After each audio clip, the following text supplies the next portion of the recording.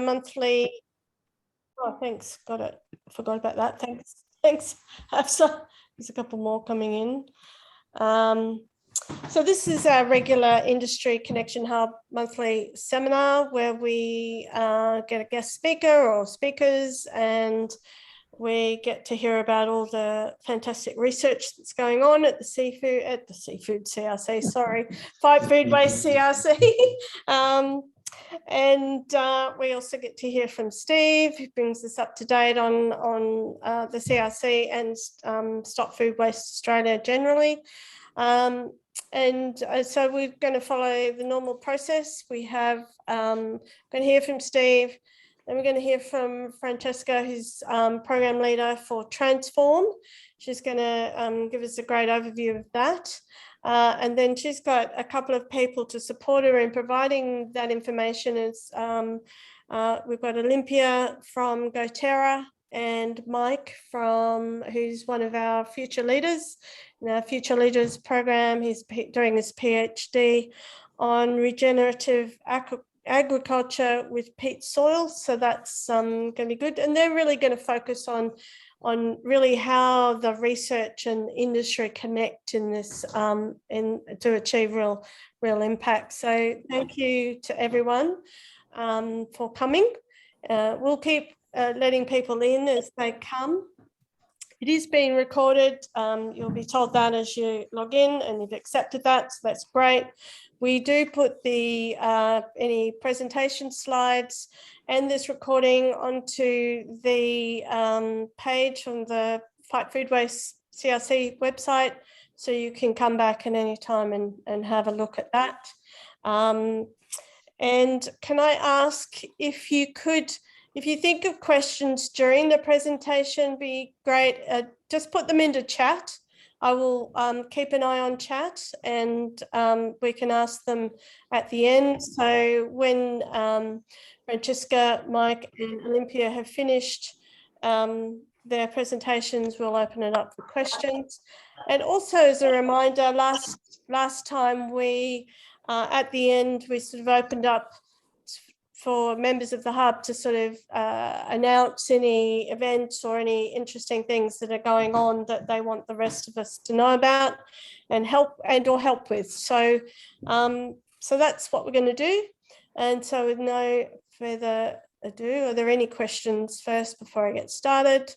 Okay, I'll hand over to Steve. Steve Labbage, who's the CEO of Fight Food Waste CRC and Stop Food Waste Australia. Thank you. For anyone unaware, this is the biggest day on the food loss and waste calendar for the year. It's the second International Food Loss and Waste Awareness Day. It's a day declared by the United Nations and the FAO. So this is only the second one we've had. We put out a couple of media releases in the last 24 hours, one from the CRC related to our household intervention work and some really nice profiling work that's been done by that group. And the other one was we're launching the Stop Food Waste Australia strategic plan. And that's gone out today ahead of the launch of the Australian Food Pact on October 21 in Canberra. So a couple of really important events coming up for us in the coming month. I was part of a teleconference or video webinar last night, which is the annual Champions 12.3 event out of New York. And they released their latest update. I guess in summary, we've still got a long way to go before 2030 if we're to halve food waste globally. But if anyone's interested, we can share that progress report because it does give the best international snapshot of what's happening in this space. One announcement last night, the US is now committing 10 billion to trying to reduce food loss and waste. So it's all about improving the sustainability of their food production systems, but there's a very strong focus for the funding to go towards food loss and waste initiatives. So, you know, we're talking big dollars now, which is great to see. In the last month since we presented, we've had 3 new commencements. Ben Osborne is our new comms manager who replaced Tanya. Molly Chapman is the deputy program leader for Transform, who works with Francesca and Jessica. And just today, we've got our first day in the office for Jonathan Middis, who is our new SA Innovation Manager. And one thing I should say is that all these, we've had quite a few recent appointments. None of them have actually changed our overhead, which we've got a strong commitment to our participants to keep it 20% or less. We're running at about 16%. These are all funded through different mechanisms. The annual review was annual report was my next thing to highlight. It's now drafted and with designers, in this case, Honey and Fox, to prepare that, and we'll get that out a month ahead of the AGM. And if you haven't seen it, we are calling for new directors at the moment. We have a requirement, all CRCs have a requirement that most directors are independent of the participants. But if you've got anyone that you think would be a good director of the organisation, please refer them to our homepage and they can get the details there. And the last point was hopefully everyone's got the November 17 and 18 dates marked in their calendar. We'll be doing a virtual annual conference participant meeting and AGM. It was supposed to be a KPMG in Sydney, and unfortunately, given all the uncertainty, we just won't go ahead with that.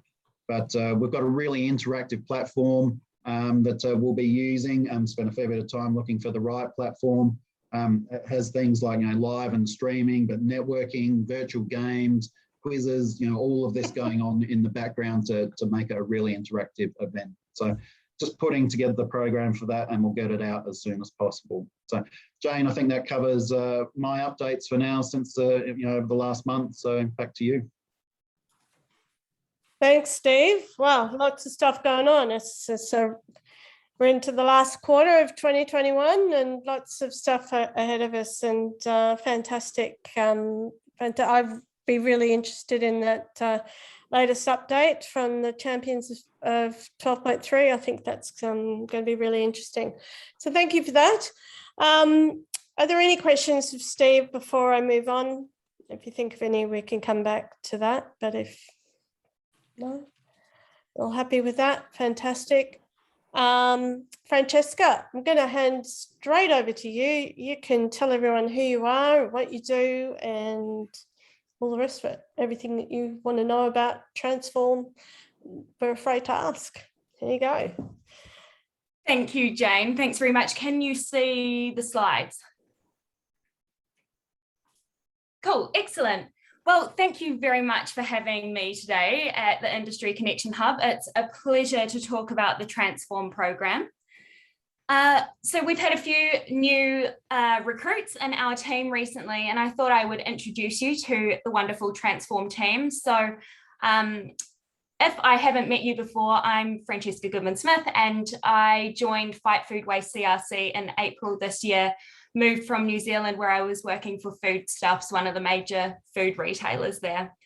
We've got Jessica Morgan in our team. She's our program coordinator and started in July. Jessica's got a background in grant program administration, so is an absolute asset to our team and is really passionate about food waste reduction.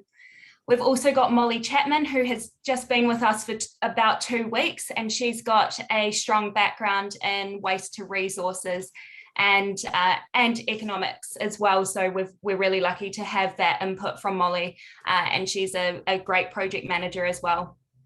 And we also work closely with our colleagues, Jonathan Middis and Val, who are our innovation managers based in South Australia and Queensland. So they're doing some strong business development work, and we hope to see a lot of projects coming through the Transform program from the hard work that they're doing.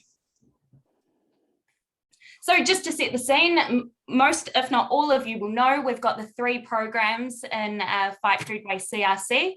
We've got the Reduce program, who you heard from at the last session. We've got the Engage program, and then we have the Transform program. Transform is primarily focused on our impact areas of reducing food waste tonnage, increasing industry profitability, and also creating circular economy jobs. So that's where our key focus area is for projects under the Transform program. And we're working to achieve that broader vision of an Australia without food waste. So just to give you a little bit more insight into the whole research program activity based on the different programs, we have got 4 key target areas for the Transform program, which is sitting over here, and I will explain them in a little bit more detail. And those complement the activity of the Reduce program and the Engage program. And more we're getting projects that cross across, if not all of those programs, a couple of those programs, to really deliver impact for industry and towards the halving food waste target for Australia as well. So when we look at the Transform program specifically, our challenge is to transform unavoidable food waste into innovative products. And we have 4 key strategic areas and mechanisms for doing that. So we're looking for projects that deliver on one or more of these key areas. So the strategic activity 1 is looking to identify and prioritize valuable products from food waste streams. And we hope to create commercially valuable products from food waste as an output of that. Our second priority activity area is to identify technology gaps and process limitations in food waste transformation. And the output that we're seeking is to have commercial prototype technologies for food waste transformation. Strategic activity 3 is all around developing a toolkit to optimize the technology and feedstock combinations, so that we can deliver a framework that optimizes those input combinations. And then our fourth activity area is reviewing current policy, regulations, and legislation that have an impact on food waste transformation. And the hope of that is that we can create recommendations for future regulation and policy that will enable food waste transformation across Australia. So all of our projects sit within that broad remit, and we are seeking further projects that will help to achieve those targets and align with those key activities. So in terms of creating value from food waste, of course, we implement the food waste hierarchy. So we're looking at prevention as the very first thing and redistribution wherever possible. And we collaborate with our colleagues in the Reduce program to do that as much as possible. Where Transform really comes into its own is in the development of new products and materials. So making new food products from food waste, using food waste as inputs for agriculture, and making new materials. So I'll highlight a few examples of these as we go on in the presentation. So I'll give you a brief overview of our portfolio to date. So current projects, so our completed projects are making Australian Country Choice circular. So this was where we did a deep dive into the operations of Australian Country Choice, one of the largest beef manufacturers and producers in Australia, and looking at the various options that they could manage their food waste to create a circular economy within their own business. We looked at options to utilize apple and pear residue and did an analysis of the different market opportunities there. And we also completed a stage 1 project looking at valorizing tomato and capsicum produce from the Bowen-Gumlu area. So looking at creating new food products from that. So underway at the moment, we have a stage 2 project for that tomato and capsicum project, and that's a collaboration with the Whitsunday Regional Council, Queensland Department of Agriculture and Fisheries, and the Bowen-Gumlu Growers Association. We also have a project on grape seed extraction, that's with Swiss, Swinburne and Viridi. We have a project on converting potato waste into prebiotics and other valuable products, and that is a collaboration across the potato growers sector. And we have a new project which has just started on looking at new opportunities for abalone processing waste, and that's led from Curtin University. So our program also encompasses other solutions. So not all food waste can be valorized into new food products. So we need to look at broader solutions. One solution is utilizing food waste to go into stock feed. And so we've got two projects, one that Olympia will talk about later on black soldier flies, and one on valorizing food waste into pig feed and looking at the food safety issues concerning that. And then we've got projects across the waste to resources area for valorising food waste of mixed varieties. And we have our SME Solutions Centre, and we also have a new project on the sandalwood nut industry. So one thing I'd really like to highlight today is the opportunity that Upcycled Foods presents and how the Fight Food Waste CRC and the Transform program are working to bring more R&D to the upcycled food sector in Australia. So upcycled foods are using foods that would otherwise be wasted to create new products. And this is a global trend. It's been identified on in a Forbes report. It was named on one of the Whole Foods Market's top 10 food trends for 2021. And it has been estimated to have a potential value of $46.7 billion US. So I've put some examples of innovative companies and products available here in Australia. We've got one from Nestle. We've got I Am Grounded, which produce a bar from the coffee fruit. And we've got Brewdog, who are producing an upcycled beer. These are just a couple of examples of the suite of upcycled products that are available.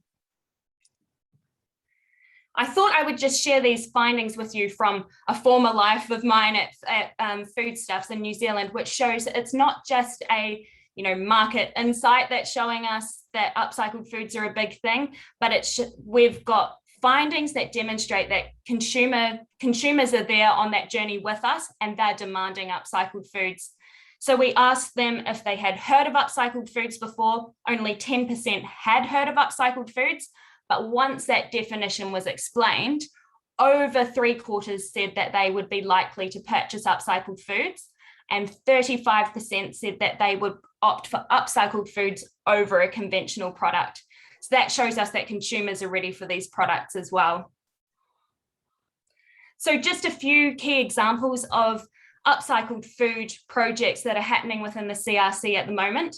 So the tomato capsicum project I mentioned earlier, that is looking at valorising the 170,000+ tonnes of tomato and capsicum surplus from the Bowen Gumlu area and creating nutrient powders, bioactives, probiotic drinks and other things. We've got the banana feeds project, which is part of our SME Solutions Centre, and that is looking at valorising green bananas into a nutraceutical product for horses. And that project wouldn't have been able to happen without this collaboration. They've been able to do clinical trials with equine stock, which has really accelerated that product development for this team.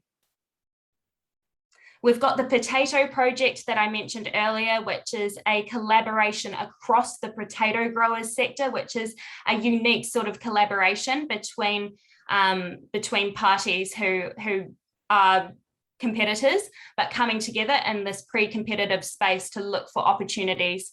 And this project seeks to develop a new raw potato starch industry for Australia, so that we don't need to import the 20,000 tonnes of potato starch that's currently imported every year. And it's also trialling a variety of applications in the prebiotic space, packaging, supplements, and other commercial uses. We have the grapeseed extract project, a collaboration between Swinburne and Verity, and that seeks to displace the currently imported grapeseed extract product with an upcycled version. So this brings me to inputs for agriculture and talking about optimising and industrialising the black soldier fly production in Australia. And it is with great pleasure I'd like to hand over to Olympia to tell you a bit more about this project and what it means to be an industry partner involved and leading this project.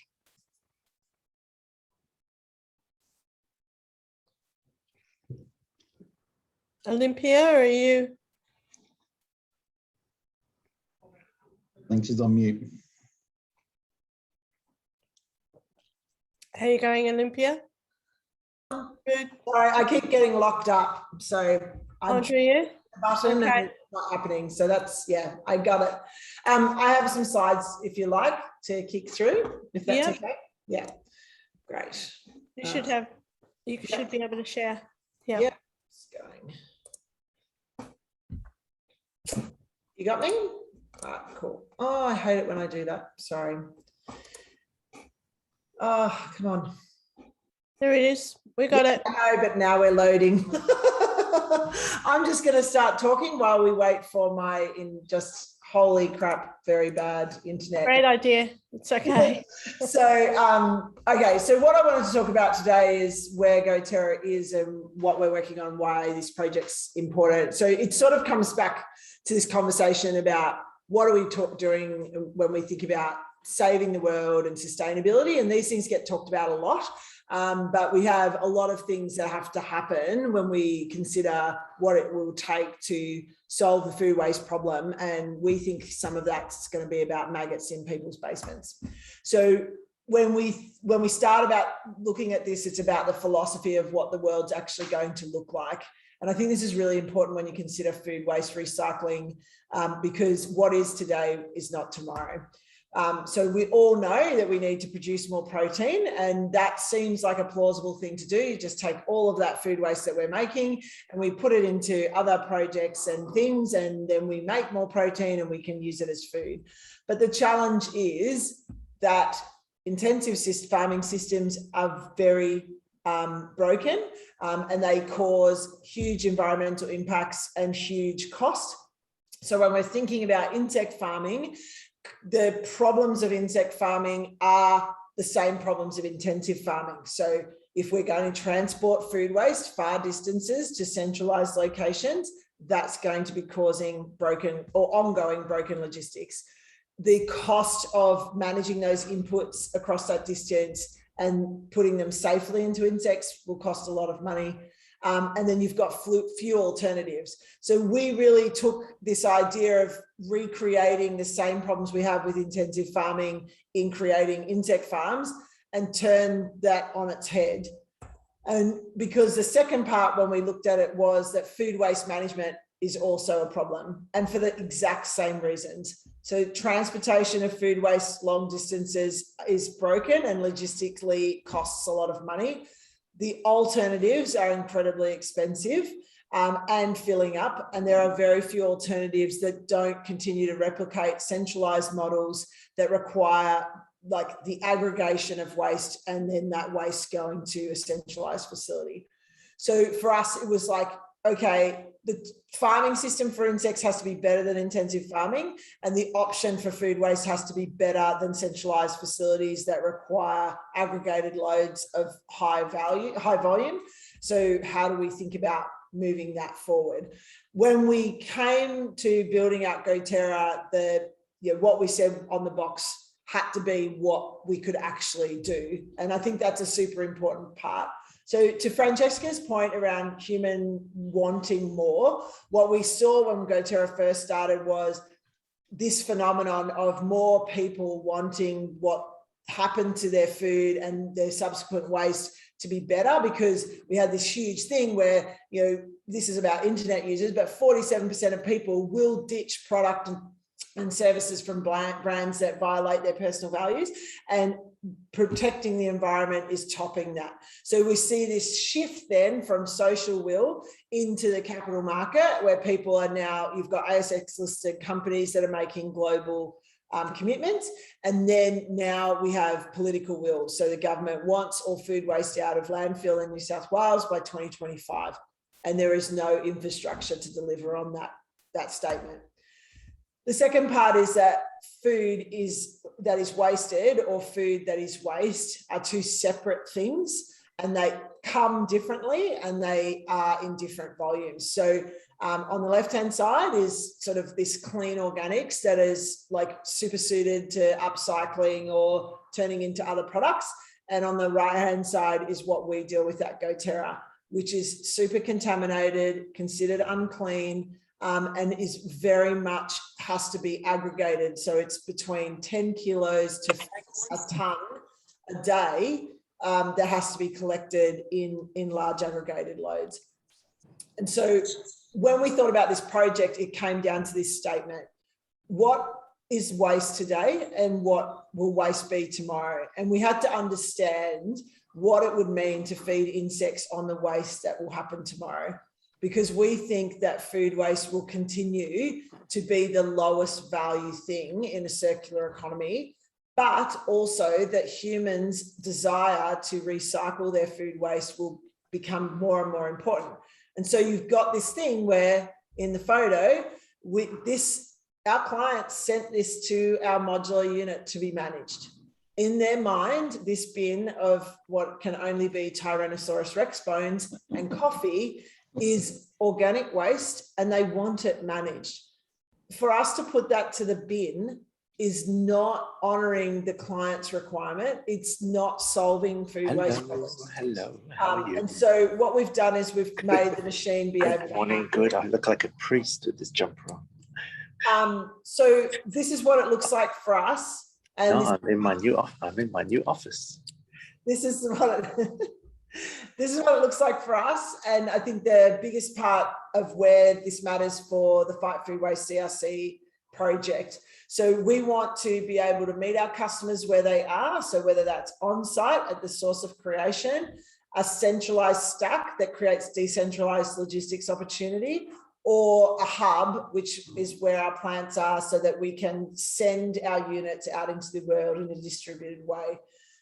Each of these potential opportunities deliver different kinds of waste, different kinds of contamination, and different kinds of nefarious engagement.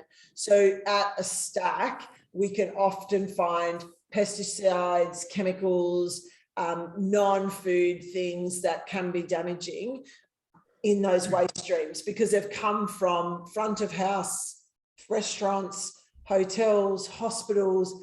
And so we need to be able to manage that with insects, but we also need to confirm that those insects are then safe to go into livestock feed. And so a lot of the work that Shan, the PhD candidate, has been working on, and Lawrence Hoffman and myself and all the rest of the team is when we use these waste streams to feed insects, what quality insects do we have? What are they best suited for within the livestock feed supply chain? And if they are not, how do we develop a quality assurance process that ensures that that's identified so that the insect protein industry can actually deliver on protein back into the market, but at the quality and capability that our conventional protein producers have set for us as a benchmark of quality that the insect industry needs to deliver on.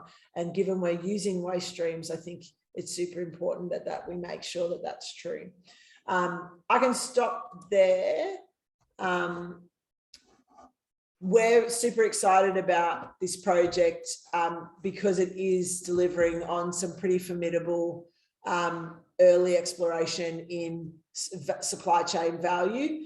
And I think particularly as an organisation, as GoTerra continues to look at lower and lower waste stream applications, so, you know, DAFs, grease trap wastes, biosolids, this work will be sort of foundational in making sure that the quality assurance practices that we deliver will be enduring as we continue to just solve the problem for food waste, no matter what food waste looks like.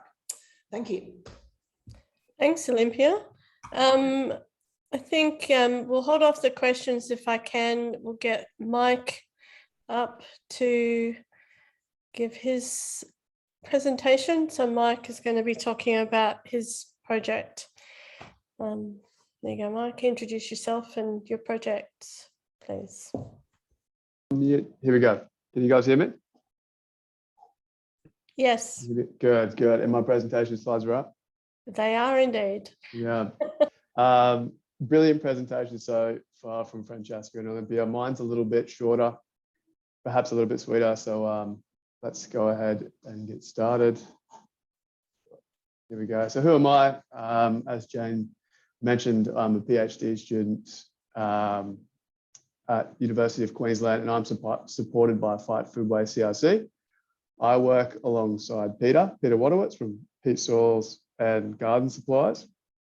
I'm under the Transform banner at Fight Food Waste, and I'm working on the smart compost formulations, which includes this this food waste component. So a little bit about Pete. He's the largest organic recycling facility in South Australia. I'll describe him as innovative, pioneering, and disruptive. He's trying to change the way we look at organic recycling materials, as well as the processes behind recycling organics, to try and produce and valorize the best product possible. So Fight Food Waste, what they do for me, they're the bridge between all parties, whether it be the university, the government, industry. They've been absolutely fantastic with doing all the heavy lifting, all the administration work. They're an absolute delight to work with. And they also facilitate this academic and industry support networks. So at the moment, they're funding a graduate certificate. I'm undertaking natural resource management and sustainable ecosystems. This really helps me understand Australia's position in fighting food waste, the UN's position in fighting food waste. So it helps me understand where we are currently and where we are moving forward. So this really helps me help Peter. They also facilitate this Future Leaders program, which Francesca mentioned before, which helps myself connect with industry specialists. So they help us on a business front as well as an academic front. So just a little bit about my research and what I am working with Peter.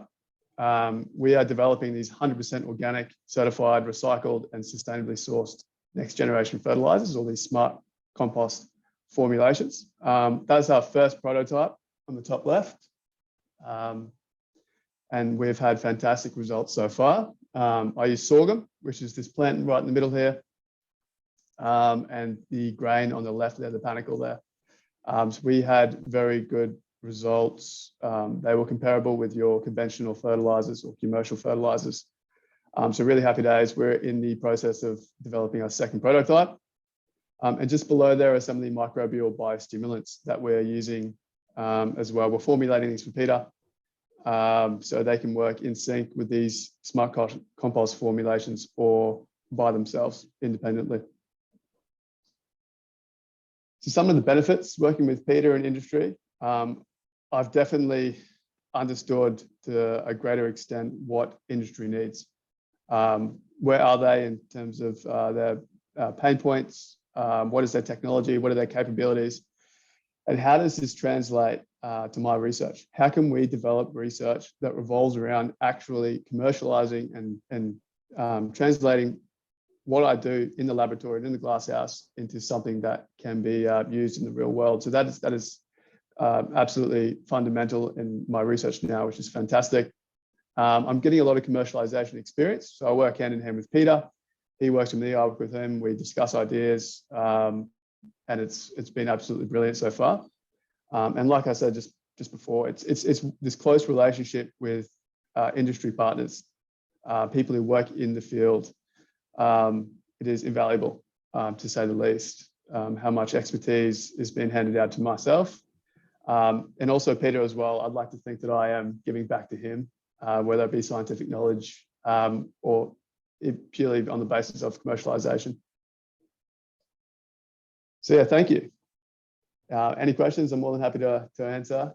Jane, I'm not too sure if we'll wait until the end or if we'll finish now.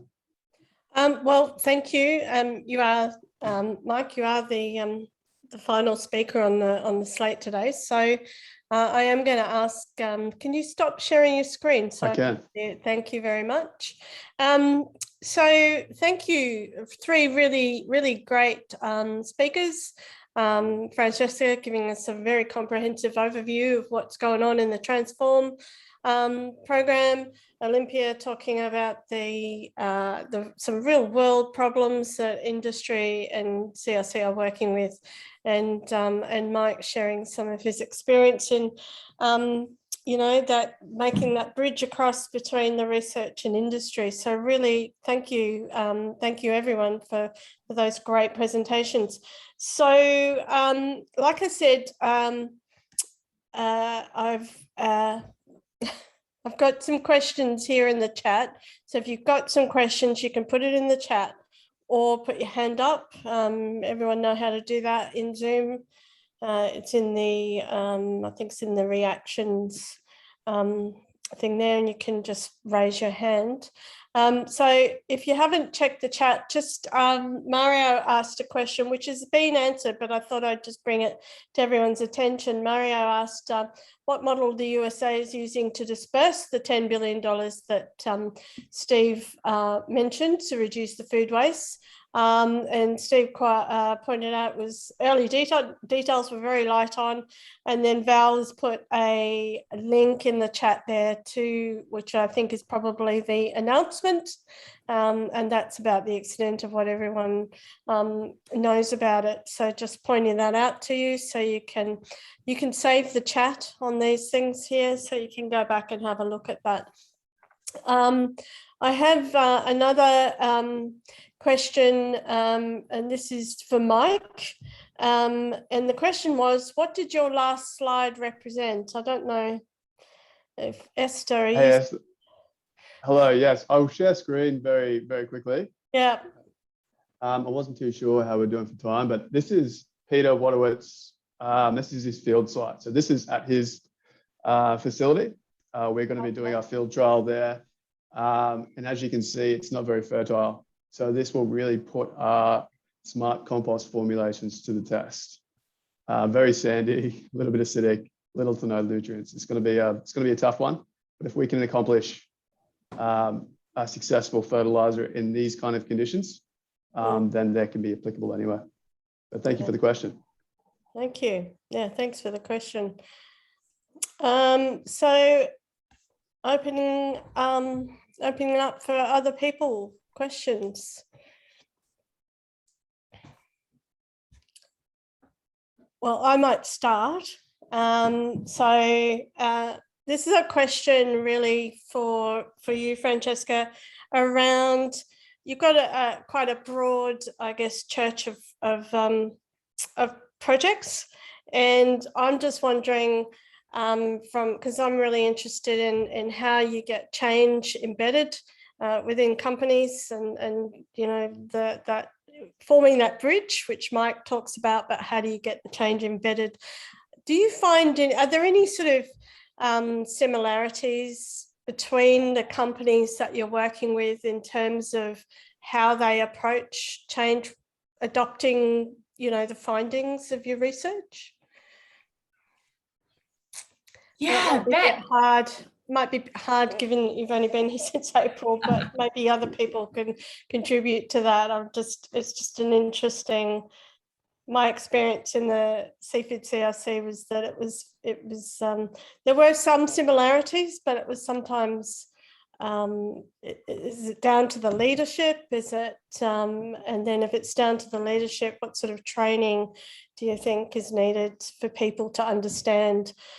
Maybe it'd be easier if I focused on the upcycled food question, because I really love that concept. I didn't know what it meant either when I was first told about it, and then when someone explained it, I went, "This is really cool." And when I'm going around and talking to people about that as well. So, what do you think around the, you know, how do you think that could be rolled out here here? How do you think it's going to roll out? Sure, Jane. Thank you very much for that question. I think, you know, it is complex and there's no one size fits all, but I think one of the key things is having the right people in the room and having representation that's broader than just one organization, but it's multiple players working together. So we see with food waste challenges that you're more likely to have success if you're working across the supply chain, with your suppliers further up and with people taking whatever you produce further down as well. So if you're able to span that supply chain, you understand any of the barriers that you're going to come up against when you want to commercialize or you want to sell your product. So that's something that the CRC can help with, is bringing all of those players together, whether it's state governments or federal government, or whether it's you know, retailers and producers and growers and then technology providers. So it's that ability to work across. And I would say the potato project is a really interesting example of that, because it brings together growers who are essentially competitors, but into this pre-competitive space to do innovation that not one of those growers alone could achieve. So that's quite an interesting way of looking at it. And in terms of your first question, is it similar as to how people use the findings or translate it? And I think that's why I guess it was so wonderful having Mike along today to talk about the Future Leaders program, because it's all about building that capability. So through the Future Leaders program, we're able to have somebody who sort of speaks the academic language but has that industry experience then embedded in the organization, and they are taking that finding with them, and then hopefully will then go on to work in industry and continue to deliver those solutions. So yeah, I think it's about building that capability. There's multiple ways to do that. Yeah, absolutely. Capability begets change. There is a question there's a couple now in the chat, so I'll ask the first one. So if transformed food creates greater profit than selling it for food itself, I actually thought about this as well. How do we ensure food pricing availability remains accessible? And are there any ethical considerations while performing the very good work on circular economy projects? So I guess in a practical way, if you get more money from selling potato scraps, what happens? Does everyone change from selling potatoes to using potato scraps to create vodka or something? I don't know, I'm just making it up, but so there is a bit of a dilemma there, isn't it, about Looks like Steve has something to say, so I'll let him go, and then I can add some things afterwards. First, Francesca. I mean, it's worth mentioning that when we were talking about developing a potato starch industry in Australia, the growers were saying, well, we would look to grow potatoes particularly for that industry, because the general varieties that we have as premium potatoes on the shelf, they have a balanced starch where they may not be. Well, they've got varieties that have higher levels that would be more profitable to put into that side stream as such. But when you look at the volume of, their main business, potatoes, 400,000 tonne a year, of which, about 100,000 tonne is waste. And then you convert that into a product, that product is really never going to take, the profitability from that is never going to overtake the main game, which is premium potatoes in this case. So just using that example, I couldn't see a situation where suddenly everything would be directed to the upcycled product, because the sheer volumes are just not there. So it's about creating value from everything you produce, but it is a side stream or a co-product, not the main product. Yeah. Anyone else have a comment about that, Francesca? Oh, Olympia's got her hand up. And Olympia, you mentioned this as well, didn't you, Olympia? Yeah. So I just, firstly, to the point around if these products are more valuable upcycled, like that's not the case, right? So you have to put money into them to make them valuable. And so they, in their own right, I think what's really important to consider is that right now we throw away a lot of things that already have value, which is a symptom of our privilege and poor logistics, nothing else. And so as soon as we have a use case for these items and the ability to use them, or the privilege is removed, which climate change is doing, so we're not producing as consistently because our climate's not as consistent, then you will change the use case. So you're not going to see these products be wasted as much. And I think secondly, the upcycling of them, yes, they're going to have value as a commodity, but not as valuable as they were in their first state, right? So the value, they still have value, but it will continue to iteratively diminish until eventually they will be a substrate that has a cost, because the valorization, it needs to be taken away. It can't be sold on. So I think it's more important to think about that evolution of waste. More importantly, I think it is a dangerous path to go down, the consideration of making more product that's better suited to upcycling. Like I think then you are not actually innovating at that point. You are just recreating the same problem and looking at the capital opportunity instead of the point. Yeah, I mean, in that case, so they, if they are. Oh, Steve.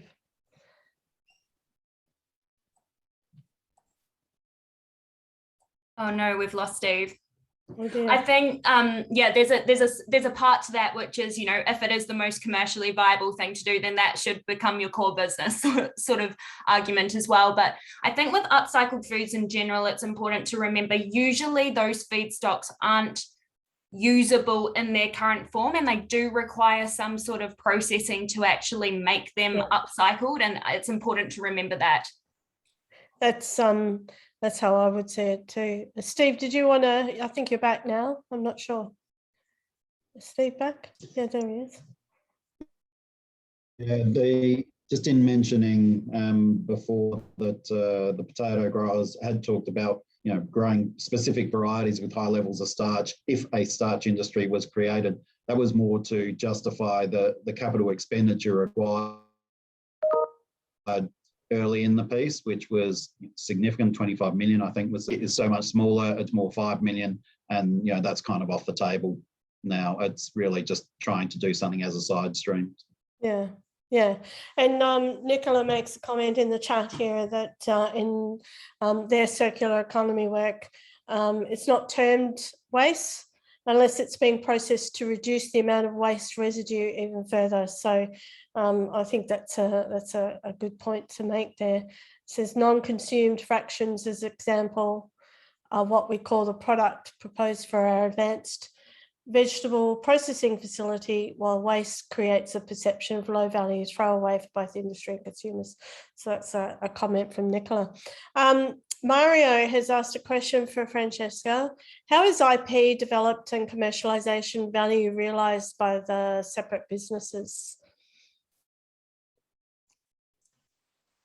Hi Mario, great question. So we have an IP sort of plan and a utilization plan. And so we have sort of a standard agreement, and then that can be varied in any way to suit the project participants. But it is usually split equally between the organizations involved, including Fight Food Waste and the researchers, and that's based on total contributions, so not just cash, but in kind as well. But you know, that's the standard rule, and we usually allow industry a period to commercialize that technology. Off the top of my, is it 2 years, Steve? Yeah, 2 years to commercialize that technology, and if they don't then capitalize on that, then Fight Food Waste is able to commercialize the technology. Yeah, so if I can just comment a little bit more on that, as long as my internet connection holds out. So we're a bit strange compared to many CRCs where the company, you know, in this case, a Big Fight Food Waste Limited, owns the IP exclusively, no matter what the contributions were. We've said from the start we want a shared IP model, so it's all based on equity, both cash and in-kind contributions to a project. And then from that, there will be a commercialisation plan where royalty arrangements are finalised with, you know, whichever partner is taking it forward to commercialise. That's in the case in multiple party projects. For something like Olympia's project with GoTerra, you know, it's really the one commercial partner and a research partner and the CRC. So different arrangement there. Great. Thanks for that clarification. And there's a couple more comments in the chat from Nicola saying it can suit to grow for waste processing in that sense by using land that is not best suited for premium or high quality produce. So that's a good point. Yeah, and thanks. Lots of thanks in the chat to our speakers for the clear presentations and the great answers to the questions. So does anybody else have any questions or comments that they want to make? No? Oh, Jane. Yep. Frank Samet here. I just, I know that a lot of the projects are around agriculture. Mm-hmm. And you know, at the start of Francesca's presentation, we saw those products from Nestle and so forth that took food waste and upcycled into another commercial product. So is there in the future, there's going to be more focus on looking at the products that are already being processed through factories, and then, how we upcycle those into higher value. I mean, agriculture to me is a little bit easy in some respects because it's one material, and but when you get into complex materials, that's where we have issues in terms of recycling. And I'm not talking about creating fertilizers or animal feeds. To me, that's low value. So yeah, what's the future look like for processed food? Thanks, Frank. So a couple of parts there. I would say, yes, absolutely. There will be a big focus on upcycled foods and the manufacturing advanced manufacturing processes. Sorry, just remembering back to your first point around we'll be using the I see Barry's on the call. We'll be using the FIAL hotspots analysis to really look at where the biggest opportunities are and look across the food supply chain as well. So not just focusing on one part. I would say that there, for horticulture, for example, there are significant amounts of waste produced in the primary production sector. And when you're earlier in the supply chain, you have a better chance of turning it into a valuable human food use product. But definitely optimizing manufacturing processes and looking at advanced manufacturing will be a big focus. Yeah, I imagine it would be. We've got a question here from Mike. It says, Jane, okay. just before we move on, can I just Sure. address Frank's question as well, just quickly? Frank, if you look at all our recent appointments, it will give you a fair idea of where we're heading. I mean, Francesca is an upcycled food expert from New Zealand that we've brought across. Our innovation managers in Val and Jonathan have very strong expertise in creating new businesses from upcycled foods. It's a major platform for us going forward because it's often the way that we can create the most value for industry. Yeah, agreed.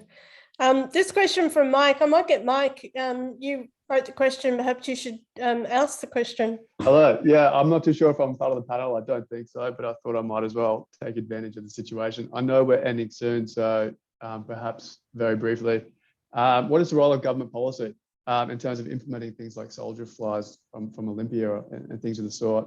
How do we get government to support that transition into these more sustainable practices? It's a good question. Anyone got an answer? Yeah, so it's an interesting time. I think there's some challenges currently around what protein is. And so anyone that watched Senate estimates saw that currently there's a bit of a fight in red meat versus alt meat, and insects sit in that space. I think what we need to really focus on is what a transition to more sustainable sort of practices looks like. And whilst currently there's some struggles, I think ultimately food waste is a low-hanging fruit on emissions, which is where the US pieces come in. Getting rid of fossil fuels is really hard. Getting rid of food waste is a little easier. So it's you can get 10% of greenhouse gas emissions out by just getting rid of food waste issues. And so I think what we need to really work on with government is around that kind of story. Insects, any of the upcycling products, I don't think they particularly care. I think what we need to try and make the case for is it bringing new jobs? Is it going to deliver on any of their goals within government? And right now, any opportunity to create greenhouse gas emission reduction without trying to take that from fossil fuels is an option that can be sold quite well. Otherwise, we need a more willing government. And that's a little bit spikier of a discussion that I'll probably leave right there. Yeah, thanks, Olympia. I'm going to give you the last word, Steve. Sorry. You've got your hand up, but you need to come off mute. Yeah, thanks. Sorry, my hand was up. So, I guess on the policy question, we have a number of students and a number of projects that are looking at policies to facilitate the greater, increased utilisation of food waste and not defining it as waste and almost a dangerous substance to transport because of that. That's a concern that keeps coming up from industry partners, and rightly so. Yeah, and speaks to Nicola's point before. Yeah, we have Sian on the call actually as well, who is our PhD student on that project. He's got his hand up. Okay, Sian, would you like to make a comment? Yeah. Yeah, I mean, about Mike's question about, how the government's actually involved. So, right now, the black soldier flies, we want to use them as stock feed, right? So when we say the stock feed's been, coming up from farmer foodstuff, the government doesn't usually accept that because they're just worried about, that having issues, safety issues and things like that. So that's the whole point about, having the government parties involved. So we do the research and we tell them the food is all safe. I mean, the black soldier flies is all safe, when you grow them on different foodstuff, and yeah, you get the government's approval and the market just starts to grow. So we can have, see more industrial players, using the food waste, and the food waste gets transformed. And yeah, it's just about engaging the stakeholder, increasing the stakeholder engagement. Great. Good point.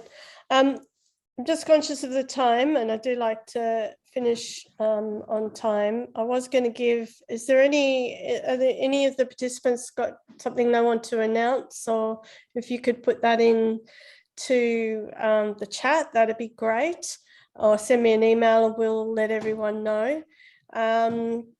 And I just want to finish with one last question to Francesca as program leader, and perhaps to Steve as well. But so this hub is all about getting information out and broadly through networks around this work. What are the three things you want us to take away from this session, that you want us to go away and tell our networks, and why they need to come and have a look at what the CRC is doing? Sure thing. I guess I'll go first and then I'll let Steve have the last word. We can have much larger impact if we work on these issues together. So collaborating through our mechanism is a really great way to deliver more impact. Two is that we have funding still available for new partners and also ring-fenced for existing partners. So please get in touch to talk about your project ideas. And number three, I think, is that we're at a very exciting time in terms of food waste reduction. That people are listening, consumers want to do better, government is making noises about, investing more in this area. And I think we're at the start, or, on the journey of something very exciting. Great, good summary. Steve. Yeah, I'll just add one more, Jane, and that's the original purpose of this Industry Connection Hub was to be a industry facilitation network and extension network. And so we want to hear from you how you would like the information from these sessions, so you can put it in your newsletters, or send it out to your stakeholders, because that's the extension network that we want to build. So if it's a brief summary that we put up on our website following each session that you can put a link to in your newsletters, let us know what you would prefer, because we want to get that extension happening more than what we've had in the past. Thanks, Jane. Thanks, Stephen.